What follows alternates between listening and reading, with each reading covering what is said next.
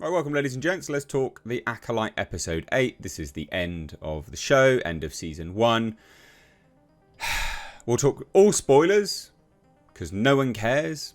So, yeah, we'll talk full spoilers. In fact, no one cares. Even the creators of the show don't care. They treat the franchise almost with contempt at this point. So, yeah, when they don't care, why should you, I guess? Yeah. It was really bad writing. The writing is just some of the worst writing I've ever seen, actually. It's genuinely bad. But it's bad from every level, because remember, this cost $180 million. Disney has all the money in the world. They are the biggest movie studio in the world. And yet, this is what we got. There's fundamentally no excuse for Disney putting out shit. There just isn't. It's not like they're tight and budgets and they're restricted and, you know, they're working within indie confines, all this kind of stuff. There is just no excuse. Anyone excusing any of this, you're part of the problem. Because there's just no reason to excuse this. There is just no reason why Disney should be putting out crap. There just isn't. So, yeah, it's writing. It's all writing. It's got nothing to do with any form of politics or anything like that. It's just the writing is fundamentally atrocious. On every level. So what happened in this episode? Well, shall we just... I mean, it's in the thumbnail. Plagueis is here. For all of like a 2-second cameo. Apparently Plagueis has spent his time milling around a cave.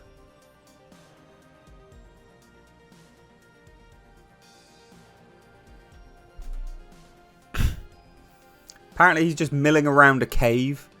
Remember that cave that they were in? I guess there must have been a side entrance somewhere. Must have been another room to the cave. Because Plagueis was in the cave all along.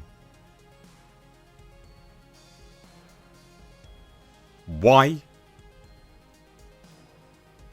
Who knows? Who cares? Who gives a shit? Like, just... Does he look cool? I guess so. You know, if you like that sort of thing. Anyway, what happened? So, what happened? Osha and Camille, they're at the start of this episode. Osha is, of course, still in the helmet. And she's freaking out. She's freaking out. Camille walks in. He's like, why are you freaking out? He doesn't say anything. But he's like, oh my god, you're freaking out. Let me come and help you. So he goes to help her. And his eyes black over. As if, remember the witches? Those Lesbo space witches? Mother Anasea was controlling Torbin, black eyes, all that kind of crap. So that happens to Camille. Not quite sure why. It's not explained. Fine. Osha's clearly just so powerful in magic, space, Lesbo, witch power. As well as the Force. She can do that. Randomly. Anyway. Camille reaches out, takes the mask off Osha. And Osha's like, oh my god. I saw May. She kills Sol. She's got a lightsaber in one hand. And an outstretched hand. Her other hand. Whatever. And she's like, we've got to stop him. Sorry. We've got to stop her. And Camille's like, well, I've only got one ship, so... I mean, it's not literally what happens, but it's basically what happens. So they agree to go and save Master Sol. For whatever reason. Presumably because Camille wants May still. For whatever reason. But they agree. They agree. So they hop on their little spaceship and they jet set off. Just a casual road trip across the galaxy. And then again, remember, as they walk to their ship, this wrinkled golem looking motherfucker comes out of the cave they were just in. And I'm like, why? What was the point? It's not explained, but he's there. I guess the implication is Darth Plagueis didn't learn how to create life. In fact, we know that he didn't, well, we know that he didn't invent it. We know that actually all of it stems, you remember we were talking about the Force is female with Kathleen Kennedy, right? You remember that? In interviews, Leslie the Forehead Headland, right, came out and said the Sith would be really interested in how to create life. They want to create life. So it's not them that actually create. It's not their thing. It's not his thing, right? Darth Plagueis Gollum mofo here. It's not his thing. No. All of this started because of Lesbo space witches on a planet. All of it. Anakin is around because of Lesbo space witches. Darth Plagueis learned how to make life from Lesbo space witches.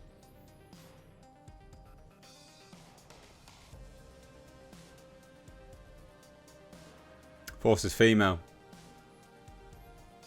Anakin the Chosen One, to bring balance to the Force, even though they retconned all of that, I guess, with Rey, because of reasons. Anakin was only around because of Darth Plagueis creeping around Lesbo space witches. Anyway. Fuck this show. So, because Osha had that little vision, shat her pants and had that vision, they go to Brendok, because that's where Master Soul and May they're going to be. Before that, though, they're in space, right? And May's chained up on a bed, all restrained, not chained up like that. And Master Soul is like, hey, just want to apologise for everything. Need to apologise to you, got to apologise. But now you guys are here. Now you're both here. I can prove that I was right. You were made by a Virgins in the Force. And he goes to say that, he says, you're not just twins, you're not just sisters. You are, and he goes to obviously say you're literally the same person. Because they are. And then May stabs him, electrocutes him, or something like that with a little robot, and breaks out. Now, she then jumps on an escape pod and flies away, and Master Soul pursues her. Do you remember, you guys that have watched this, do you remember in any of the other episodes any kind of friction between Master Soul and that little rat-faced twat Basil? The little hamster gerbil thing. Anyone remember any animosity between the two of them? I don't. In fact, I distinctly remember Basil working with the Jedi. Right, he's a tracker. He works for the Jedi, right?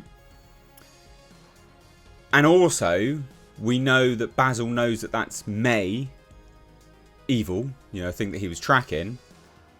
He warned the Jedi that that's who it was. Well, anyway, he sabotages the ship. No, not May's. No. He sabotages Master Soul's ship. Out of the blue, out of nowhere. And this is what I'm talking about with the writing. So not only do we have Gollum-faced ball-bag boy Darth Plagueis just milling around a cave, but we've got a little gerbil tit just being a vandal, just vandalising the ship randomly. Because reasons, I guess. Doesn't make any sense. Anyway, as a result of that, that May heads down to the planet. Master Soul's a bit delayed, but he gets there eventually. So it's actually really kind of pointless in the grand scheme of things. Right? Like, that's genuinely pointless. Anyway. They're back on the planet. They're all on the planet eventually. Okay. And from here, May and Osha meet up again. They have a bit of a fight. Okay. Sure. Fine.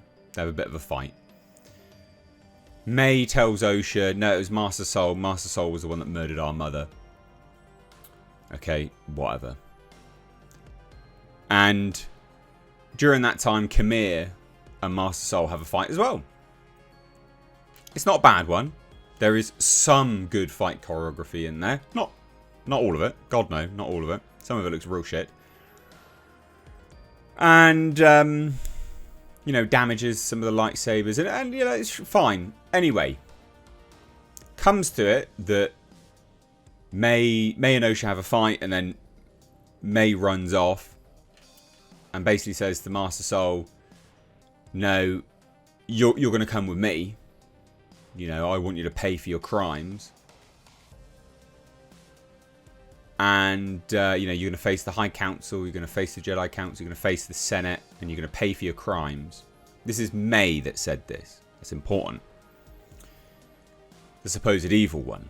Anyway, the one that had also double-backed and tried to kill Sol before on the ship as well. Anyway, don't even think about it, I guess. And then Osha comes back around the corner and says, oh, well, picks up Sol's lightsaber. Her essence goes into the Kyber crystal because they're trying to be edgy and cool. And guess who's holding the lightsaber, and guess who murders Sol with an outstretched hand? Oh, it's not May, it's Osha. So May watches Osha kill Master Sol, even though she said, no, I want you to pay for your crimes. So that's bad writing, obviously. I shouldn't need to tell you that. It's clearly bad writing. And then Osha then turns the lightsaber on to go to Khmer. Lightsaber starts off blue, fades into the redness, changes through the lightsaber. So basically, Osha does the first Force choke in history. This is the origin story of the first Force choke, I guess. Reasons. That's what it means to kill a Jedi without a weapon. So lame. Anyway, and then yeah, the lightsaber comes out, and then they all decide to. Well, Khmer runs away because he sees the other Jedi coming down. The other Jedi being Leslie Headland's wife, the Green Lady. Yeah, that's a real thing. And they obviously make their way to the fortress. Funnily enough, they find Basil, and Basil's like, oh, you're right. And he's like, oh, you're right, Basil. Thought we'd lost you. So Basil's still their mate, even though he sabotaged Master Soul's ship. Don't fucking understand, but whatever, fine. So they make it back. All these Jedi come to the fortress. Khmer vanishes because who was his old master? Oh, it was the Green Lady. We kind of got that, didn't we? From the fact that there were whip marks on his back. I hate the show so much. Anyway, Osha and May disappear. They head off to that tree. You know, the Bunta tree, or whatever it was called. Khmer is like, yo, you should come with me, Osha. Because reasons, I guess. May can stay there, even though they're literally the same person. And you thought that would be, narratively speaking, part of a grander point. But it doesn't seem to be. Because they can just be a part and it doesn't really matter. I don't know. So Khmer wipes May's memory just by doing that, and then it's gone.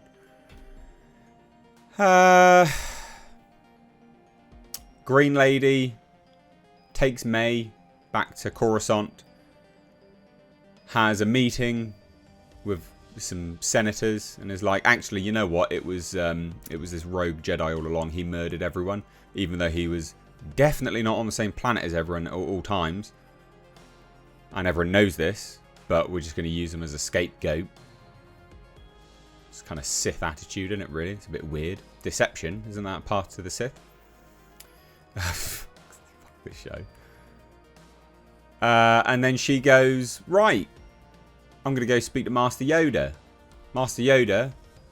Oh, he doesn't say that. She opens a door and goes, Master, we need to talk. And then it ends. That's the end of the episode. But the implication is there that Yoda knows about the Sith by, you know, the Phantom Menace. Also, the implication is that Yoda, even though he's a master on the council, is apparently worse in the Force when he was younger. Even though not that much younger. Apparently he was worse in the Force because,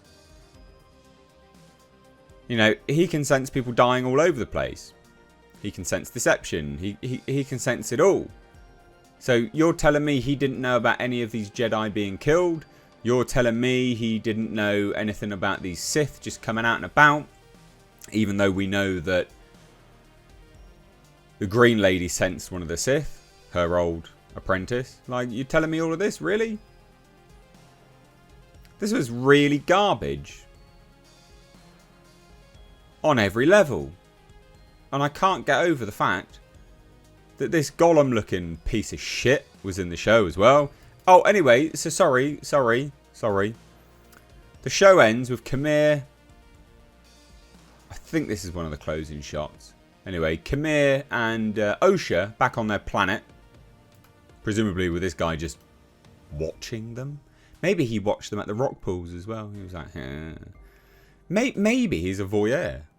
And he's just jerking his little Jimmy to them all. Maybe that's what's going on. Enjoy that mental image. Anyway, it ends with Camille and Osha looking at the sun's setting or some crap like that.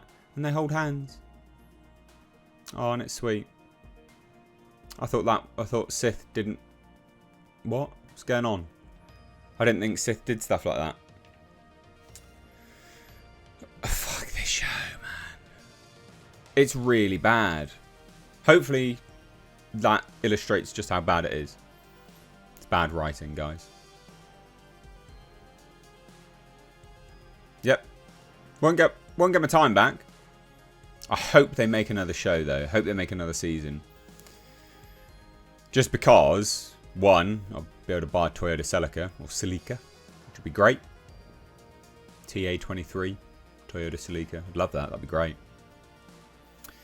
But also, I'd just be really curious to see what they actually try and do with this. I reckon, believe it or not, this guy wasn't ever meant to be in the show. I reckon he was like just a stand-in that they put in at the last minute. I bet you anything. They do this all the time. Why was Kylo Ren's theme tune used throughout this show?